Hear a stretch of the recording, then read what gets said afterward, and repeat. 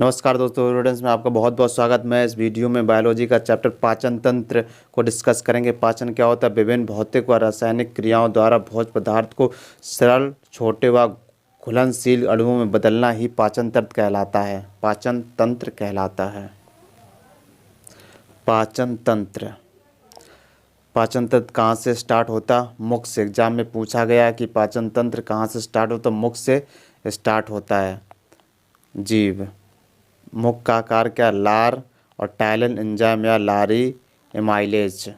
ये ग्रास नली है। क्या? ये ग्रास नली है। भोजन को अमाशय तक ले जाने का कार्य कौन करता? ग्रास नली।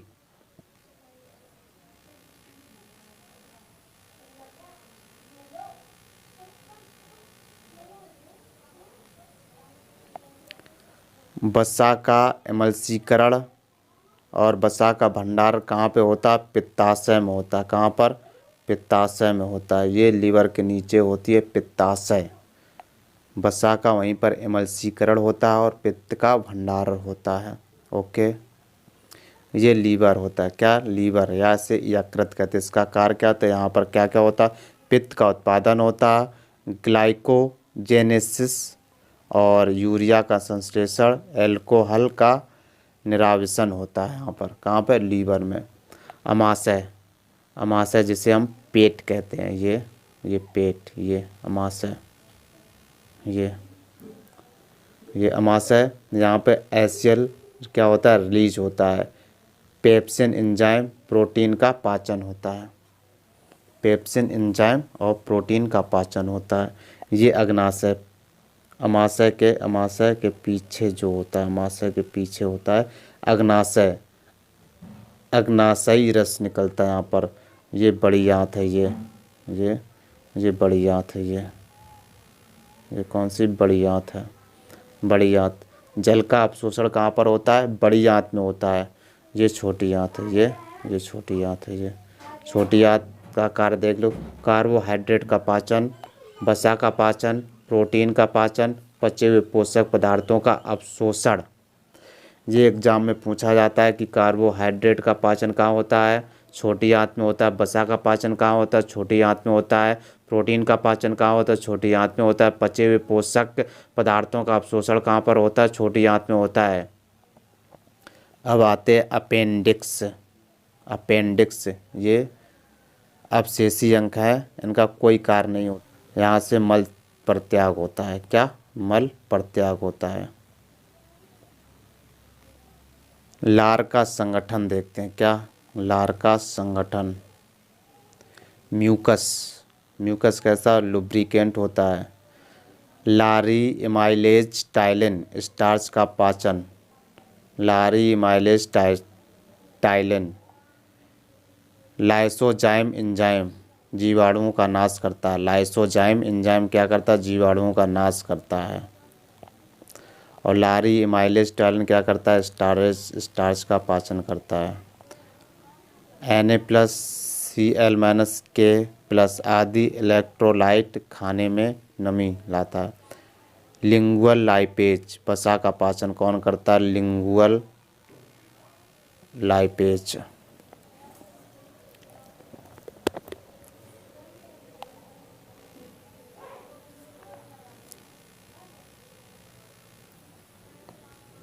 स्टोमक। स्टोमक। जठर ग्रंथियाँ। क्या? जठर रस का हल्का पीला रंग होता है। कैसा? हल्का पीला रंग। हाइड्रोक्लोरिक अम्ल अम्लीय माध्यम। Pepsin enzyme. पेप्सिन एंजाइम क्या करता है? प्रोटीन का पाचन करता है। श्लेष्मा अमाशय के अतिरिक्त अस्तर की अम्ल से रक्षा करता है। रेनिन एंजाइम केसिनोजेन दूध केसिन में। आइसलेट्स ऑफ लैंगरहैंस खोजकर्ता कौन है? लैंगरहैंस है। अग्नाशय का एक भाग। इंसुलिन, ग्लाइकोगॉन एवं सोमैटोस्टेटिन हार्मोन का रवड़। इंसुलिन, ग्लाइकोगॉन एवं सोमैटोस्टेटिन हार्मोन का स्रावण।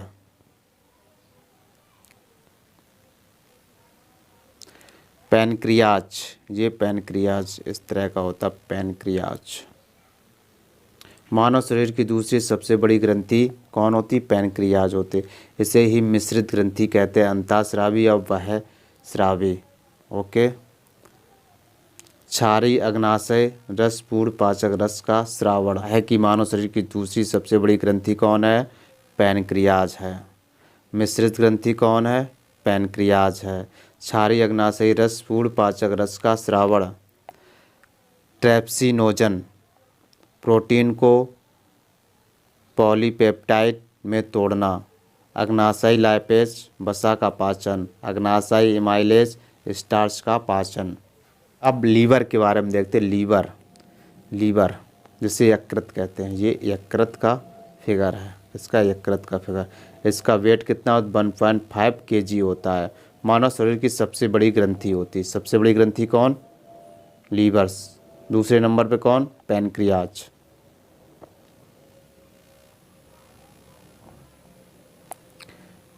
लीवर की क्रियाएं क्या क्या हैं? पित्त का उत्पादन करता है, रक्त में अमीनो अम्ल का विनियमन करता है और ग्लाइकोजेनोलिसिस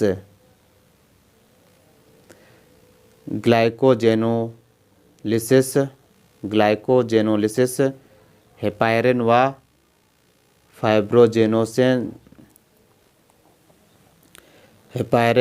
व फाइब्रोनोजेन प्रोटीन का उत्पादन शरीर का ताप बनाए रखने में सहायक होता है। लीवर के द्वारा ही टेम्परेचर कंट्रोल किया जाता है। शरीर का ताप बनाए रखने में सहायक कौन? लीवर। अब देखते गाल ब्लैडर का वर्क क्या है। किसका? गाल ब्लैडर का वर्क क्या है? पित्ताशय। गाल ब्लैडर पित्त का भंडारण कहाँ पर होता है? गाल ब्लैडर में। प्रतिदिन लगभग 800 से 1000 ml पित्त का श्रावण। वसा का पायसीकरण, क्या? एमल्सिफिकेशन। लिपिड्स के पाचन व अवशोषण में सहायक। pH वैल्यू कितनी? 7.7 होती है। क्षारीय पित्तरस होता है। रंग कैसा होता है? पीला हरा होता है। बिलीरुबिन की अधिकता से पीलिया। बिलीरुबिन अगर एक्सेस में हो जाएगा तो स्मॉल इंटेस्टाइन, क्या? Small intestine. इसके कितने भाग होते हैं? 3 भाग होते हैं। कौन? डुोडेनम, जेजुनम और इलियम। ये 3 भाग होते हैं इसके। किसके? स्मॉल इंटेस्टाइन के। डुोडेनम, जेजुनम और इलियम। अत्यधिक कुंडलित नलिका, इसकी लंबाई कितनी? 6 से 7 मीटर होती। कितनी? 6 से 7 मीटर होती है इसकी छोटी आंत की लंबाई। कार्य क्या? भोजन का अंतिम रूप से पाचन तथा अवशोषण करता। क्या? अंतिम रूप से भोजन तथा पाचन, अंतिम रूप से पाचन तथा अवशोषण छोटी आंत का कार्य है। Erepsin, maltase, lactase, lipase, sucrose. Erepsin peptones पाचन अमीनो अम्ल। माल्टेज माल्टोज पाचन ग्लूकोज। लैक्टोज पाचन और गैलेक्टोज प्लस ग्लूकोज। इमल्सिफाइड वसा पाचन फैटी एसिड। ग्लूकोज का ग्लूकोज एवं फ्रक्टोज में विखंडन।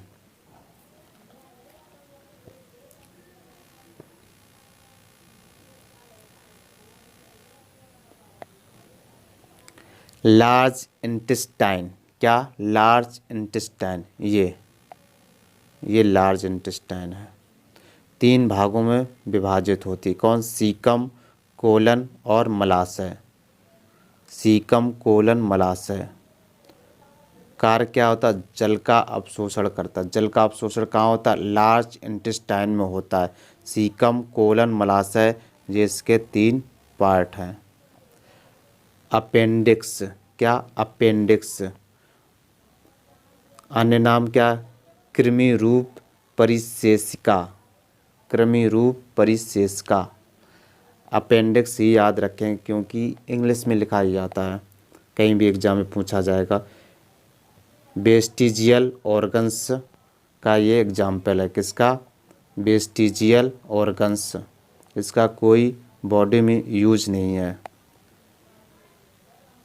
बृहदांत्र के सीकम, सीकम से जुड़ा हुआ, किससे? सीकम से जुड़ा हुआ ये अपेंडिक्स है।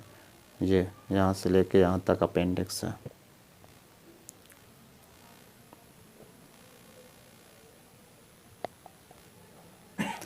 परीक्षा दृष्टि, लार में जल की मात्रा कितनी होती? 99.5%। कितनी होती? 99.5%। प्रतिदिन लार का औसतन स्राव 1 से 1.5 लीटर, 1 से 1.5 लीटर, 1 से 1.5 लीटर तक डेली लार का स्राव होता है। ग्लूकोज को इथेनॉल में परिवर्तित करने वाले एंजाइम जाइमेज, क्या? जाइमेज एंजाइम मूलतः होते हैं जैव उत्प्रेरक प्रोटीन, जैव उत्प्रेरक प्रोटीन। दूध को पचाने वाला एंजाइम का नाम है रेनिन, क्या? रेनिन। दूध को पचाने वाला एंजाइम का नाम है रेनिन।